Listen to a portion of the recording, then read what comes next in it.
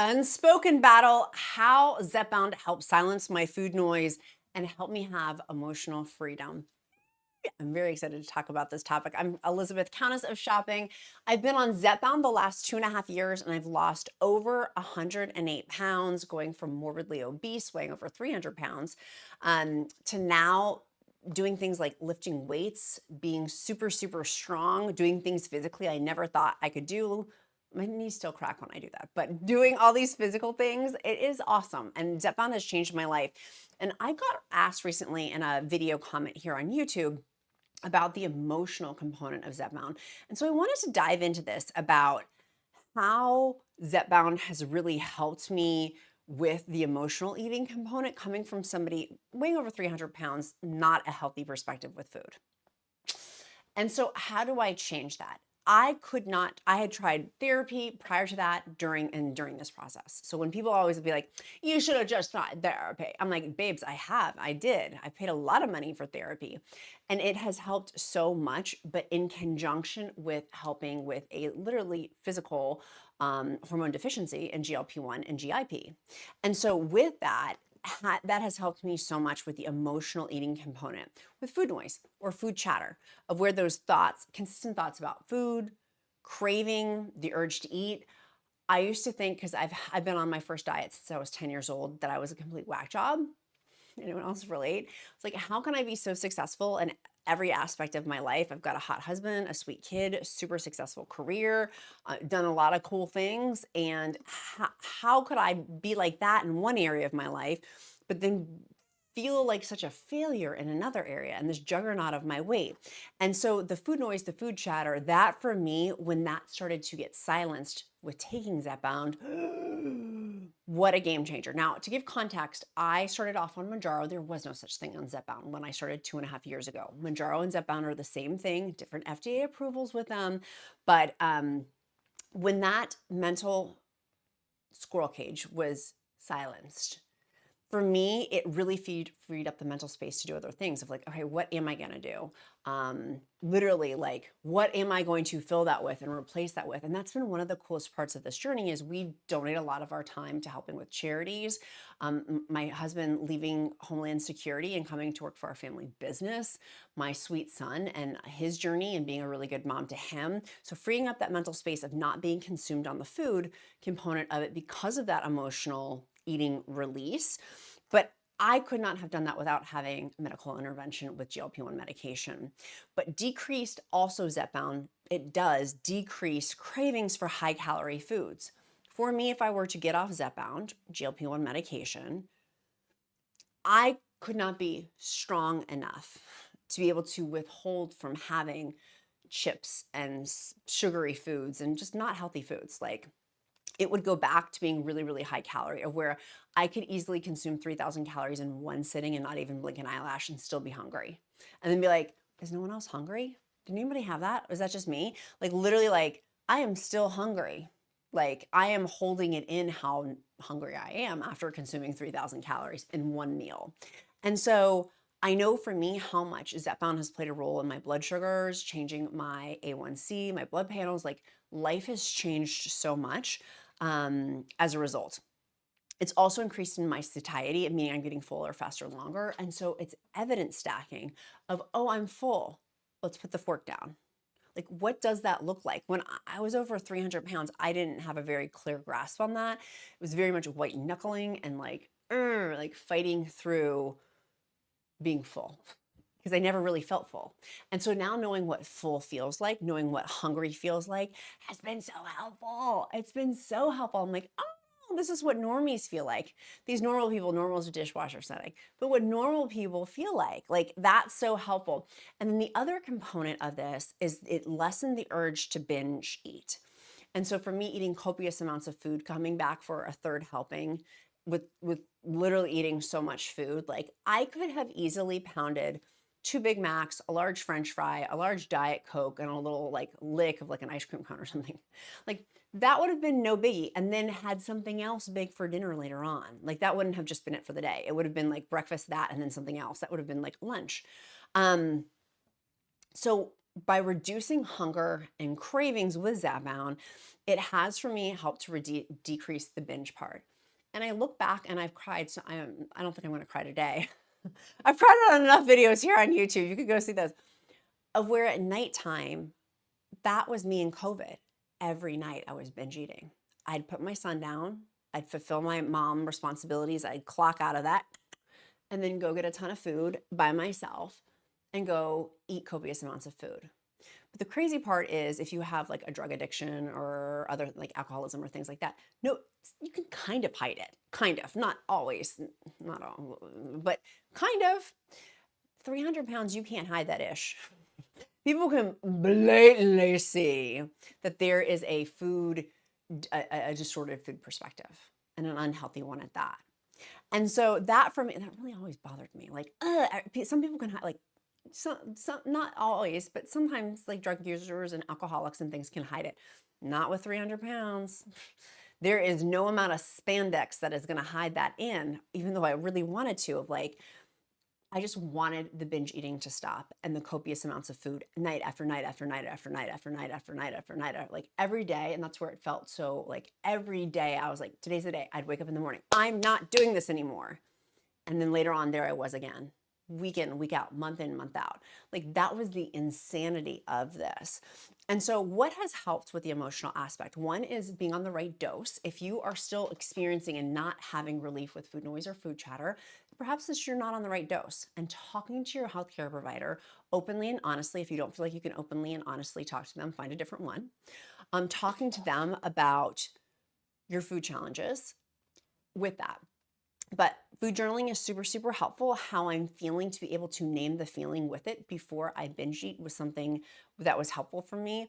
I've only binge eat a couple of times over the last 2.5 years of being on Zepbound, but I have. It did not go well for me. I did have gastrointestinal like boomerang after that. There's very much the medication was like, no. I've had it once where I ate and I felt like literally food was gonna like it was so compacted down that it was going to come up, not in the sense of like vomiting, although I probably was going to, but like literally I felt it like stacking. It was the weirdest, bizarre experience of like, I can't eat the way that I used to. I just can't. And so naming what I'm feeling. Am I sad? Am I stressed? Am I bored? And getting good at naming those emotions. It sounds kind of woo-woo, but it's true because it is our emotions. We flip. I think it's I forget how many seconds it is. It's not long. As human beings, we flip through very, very quickly in our emotions with it. Number 2, pattern recognition. Y'all, I love pattern recognition. That's one of the reasons why I do emojis of the day at the end of every single stinking show is the pattern recognition of getting to know your name. And so why am I having a disordered perspective with food or an unhealthy perspective with food? Is it because I'm stressed at work, bored on Sundays afternoons, being aware of what the situation is? And now I've gotten very clear of what my triggers are. Very clear. And steering clear of those or having safety nets. Some of them I can't avoid, just the way my life is. Some of them I cannot avoid, but being very clear that they're there so then I can put safety nets in place to help protect myself. Finding non-comfort comforts, non-food comforts. So for example, I'm going to go do a Pilates class after this video. I'm really excited to go, I was about to say film, I'm not filming it. I'm going to go to a Pilates class as a reward for me. I have worked really hard recently and I'm like, my reward's going to be going to a Pilates class. I'm really excited about that. And afterwards, I'm going to get a crispy Diet Coke from McDonald's because I love crispy Diet Cokes from McDonald's. They're so dang good. Don't poo-poo on my parade and tell me about Diet Cokes. Don't poo-poo on don't fart at my party. But like, that's a big reward for me. That is not the Pilates part. The McDonald's drink, the Diet Coke, the crispy Diet Coke is, but also like, I'm super excited. Like, I'm so excited. I'm like, ooh, I'm having a little date with myself to date night tonight. If it's boredom, if you're bored, go into the countessofshopping.com/group. There's thousands of people there that are awesome and amazing and wonderful and fabulous. And you can find community and support and love and encouragement. And if for some reason there's a mean comment, you flag it and the accountant and I will take care of it. But really that's few and far between. Like, it's really easy just to anonymously like hit report on the comments. We'll take care of that ish right away. But like, if you're bored, finding a hobby, calling a friend, organizing. I've been organizing a lot. I'm not bored. I got more on my plate than a gal know what to do with. But organizing, that's another big thing I've been doing. Getting rid of all of my big obese clothes. Like, why am I keeping these shirts that are 3X? And I've talked about this before. I've thrown most of them away. And I've kept a couple just for like point of reference of like, oh, this used to fit and now it doesn't. And I've gotten rid of most of my clothes. But like, as you go through this journey, if you have not, go do that. If you're sad or lonely, like again, naming the emotion of and I'll use my I statements. Am I eating because I'm sad or lonely? Yeah. Is it fatigue? For me, that's one of my big triggers. If I'm tired, I will massively overeat. Even on Zepbound. So I have to monitor my being tired and taking care of myself and taking naps and sleeping appropriately. It's one area where I know I will get triggered on that. The next is I'm stressed with work stuff, typically, because I do have a high cadence and rhythm job, of where it can get stressful. It was stressful. I was supposed to be at HSN and QVC. Well, I'm a video marketing strategist, so I've got this isn't like my only gig, but was supposed to be there and we got a flat tire, and my husband was leaving to go to Charlottesville, so we had to go get a rental car at Dulles Airport. We live in rural Virginia, so driving up to Dulles Airport to get a rental car, like, it was so stressful.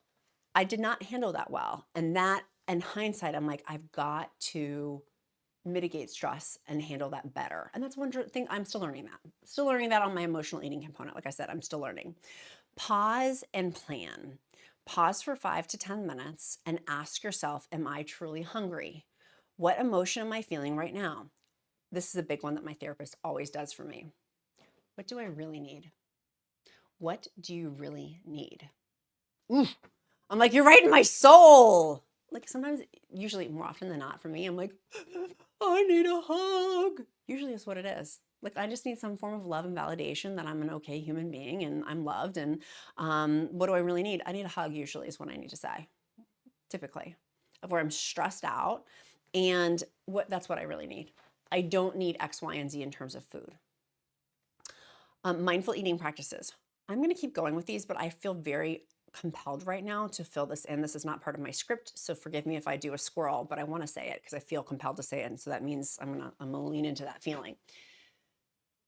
I had overeating pocket a couple months ago because I didn't have my calories sorted out, and I was like, why am I going back to these old habits? At nighttime, I was eating more off of my tracking for my calories, and I tracked them. I was eating more than what I was supposed to. Y'all, it was because I was lifting way more and I was working out way more, and I hadn't calculated that in to my calories. So it wasn't even an emotional response at all. My body's just that dang good. She is just that good to be like, babes, you need to eat more calories because you're working out more. So if you have had a physical activity change, please, please, please go to countessofshopping.com. Use my free calorie calculator, my gift to you, to help figure out what calories you should have if you're doing like super high intensity workouts, or maybe just like a moderate like lifting day, or nothing at all, right? Figuring that out for me has been really beneficial. And it also made me feel like, oh my gosh, I thought that there was something wrong with me. And there's nothing wrong with me. My body was giving me signals and cues that it was hungry because I was expending more calories, expelling more calories. Is that right? I was doing more calorie stuff. And so I needed to fill it in more with more calories. Something to think about. Let's go back over to the tools. So with mindful eating habits, paying attention and to hunger and fullness cues. Y'all, I feel like you and I could write a book on this in terms of eating slowly. I used to not eat slowly. I still kind of don't. I talk fast and I eat fast. And I'm trying to really work on that, truly. One of you were saying I was such a great point. You're like, I'm a teacher. I have literally, by the time I sit down at my desk after my lunch responsibilities and my limited lunch break, she's like, I have 18 minutes and 30 seconds to eat all of my food. How do I do that? And I'm like, I don't know how you would do that. Like, I don't know. I don't know how you would eat that. Is that where you would have a snack then and then parlay it till later? But maybe you have your periods of like, that is your like, I don't know, 12:30 and then you don't get to eat till 2. I don't know with that, but I feel like that is where coming up with a good strategy of bulking up on breakfast then, or maybe you do have a pocket in between where certain jobs you don't have the luxury to be able to be like, I'm hungry and I'm ready to eat. Like you just cannot. Or certain occupations with that. And so figuring that out, how to eat more slowly within the circumstances you have. And every day is not going to be perfect. It's going to be progress, not perfection. I think that is really, really important. Being super aware of the body signals, because our body's signaling to us all day long. It's telling us. It's telling us all day long when we're hungry, when we're full, paying attention to those signals. And then acting out of them, right? Because that is going to give evidence stacking. When we have more evidence with it, there's more trust with that. And now I do really trust my body. It's giving me signals all day long. I'm listening to it and I'm reacting accordingly with those. That's super, super important. And eating without distraction, I'm working on this one. Don't eat in front of the TV, the computer, like really just sitting quietly at my dining room table to eat. I don't like that one very much. I'm still working on that. Maybe next time when I do it, like an update on this, I will be like, oh, I've really worked on it. But I always say have your Avengers team assembled. Avengers assemble, meaning your healthcare provider, a therapist or a counselor, support groups. I know we've talked about this before in other videos, that costs should not be, I get dinged about this a lot and it drives me crazy because I'm like, all are welcome at the Countess of Shopping table and cost should not be a prohibitor. Like I don't think that, like, I want people to be able to have access. And some people don't have that access. Well, if you go to, like, I don't know, OA, Overeaters Anonymous, for example, it's $1.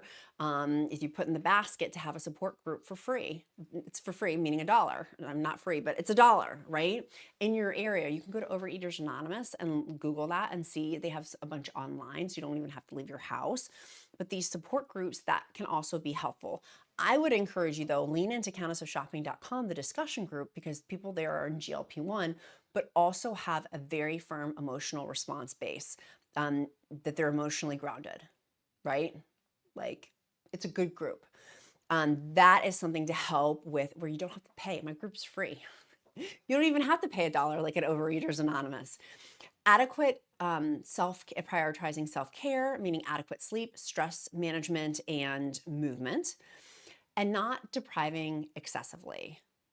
I think that that's one of the other things of when I was not eating as much on my earlier doses, of not continuously depriving myself, because that did mess with my mindset of there had to be fun inserted in, and fun has changed for me from what it once was.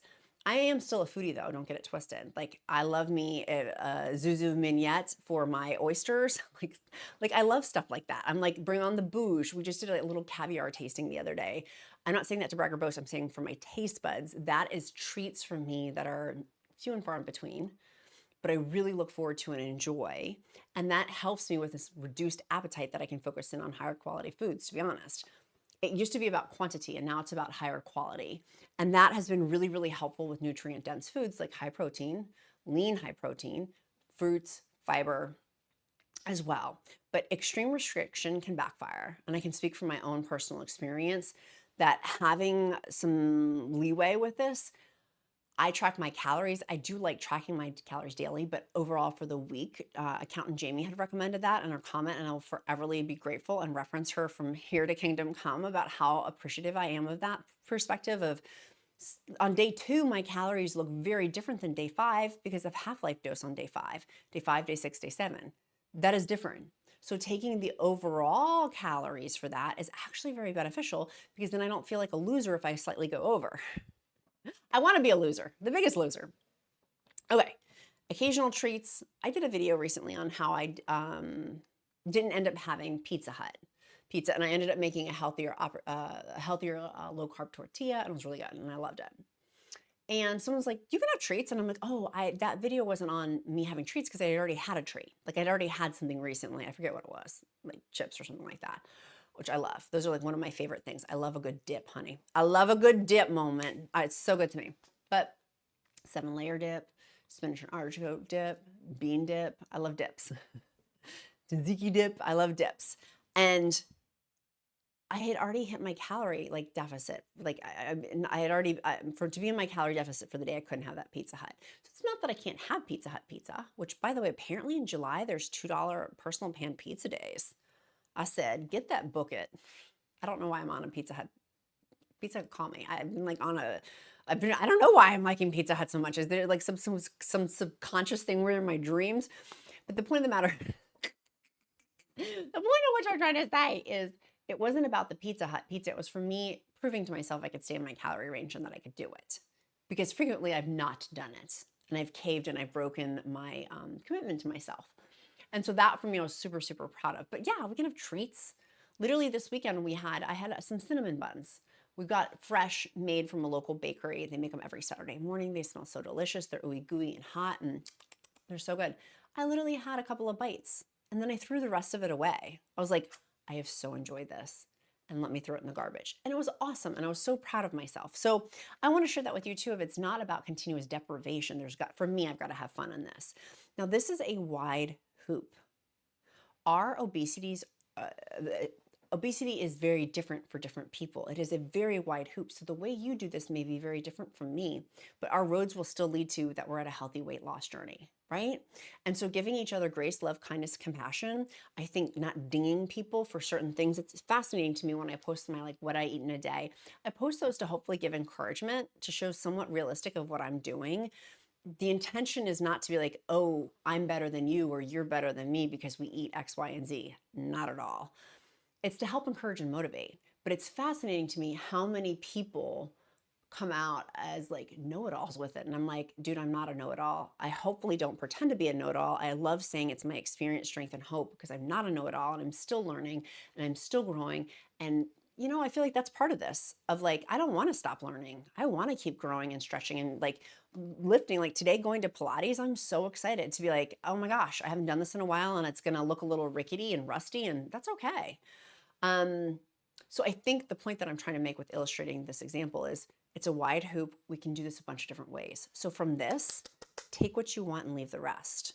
Some of that may not be applicable to you at all, but maybe some of it is. So take what you want and leave the rest. It doesn't all have to be carbon copy. And if somebody is saying it needs to be carbon copy, run from them because they're scary berry. I was watching someone on the internet recently and I was like, ooh, scary berry, blocked, don't want to see your videos anymore. You're too scary berry for me, because they were very much like, this is the way it has to be done. And like, it does not. Being regimented like that for me sets up for a recoil to then have a disordered perspective with food. And I'm grateful for today that the bondage of self has been very much released in terms of this. And what a miracle. Going from over 300 pounds to this, like that is a gift. And that's with me trying. Like, that's the crazy part. That's what I was trying so hard, so hard. That's with me trying. Anyways, what a gift. You are a gift. I'm a gift. We're miracles. You're a miracle. Our accountability question, what are you doing today to move you closer to your goals? Tell me down below. And our emoji of the day, I had one recently. It's going to just be a smiley face. Someone's like, I can't find all these emojis of the day. Let's just do a smiley face. Our emoji of the day is a smiley face. I do emojis of the day to get to know you better because I care, and the pattern recognition of seeing your name pop up over and over and over again helps me to get to know you better. In addition, I will pray over you. It's like my bat signal. If you don't believe in prayer, I'll uplift you in positive thought, as all are welcome at the Countess of Shopping table. But I do that because I want to know you. And I want to know if you made it this far in the video, we're besties. I don't know if you know, but we're besties. By the way, I got these new Mr. Sketch markers to do my like work, doing like my lists with and stuff. I have to tell you how, here, smell it, how happy they've made me. They're like on sale with back to school shopping, which you can shop my Amazon link for back to school stuff. And it really made me happy. So anyways, if you're looking to do like more to-do lists and you're a tactile person like I am, I don't know why, I just wanted to share that with you, but that tickled me. It tickled like non-food related things that made me like very nostalgic of my childhood. Do you guys remember those, of being like, I have grape, I have red, mine smells like licorice. Anyways, we will continue this conversation over in my free encouragement group. I love that group so much. The Count, by the way, if you've not seen his GLP-1 news section, you need to go check it out. He's working so hard, honey. He is working hard. I love my husband. He's not watching this video because he hates watching me on camera. Even on QVC, he wouldn't watch. I'm like, you didn't even watch when I was on QVC? He's like, nope. I'm like, Anyways, I still love him. My beautiful friends, let me know if you have further dialogue on this. With love, grace, kindness, and compassion, as always. And we did emoji of the day. My sweet friends, be kind to yourself, be kind to others. I'm Countess of Shopping. Count my blessings because life is delicious. I'm off to Pilates class. I love you. I'll see you tomorrow. Bye, guys.